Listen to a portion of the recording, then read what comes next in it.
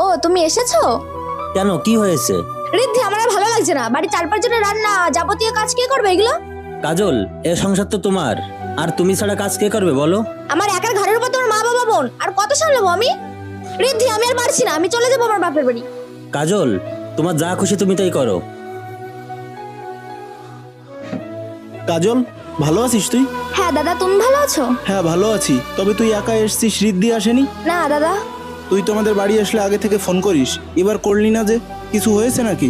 না দাদা, কিছু হয়নি। এই বাড়ি আসতে হলে কি আমাকে ফোন করে আসতে হবে নাকি? না, সেটা নয়, ঘরে গিয়ে বস। বৌদি, ভালো আছো? হ্যাঁ। সাথী, হ্যাঁ, এই তুই পড়তে থাক, আমি আসছি। হ্যাঁ বলো। সাথী, বোন এসছে, বাজারের ব্যাগটা দাও, বাজার করে নিয়ে আসি। বাজার করতে হবে কেন? আমরা যা খাই তোমার বোনও তাই খাবে।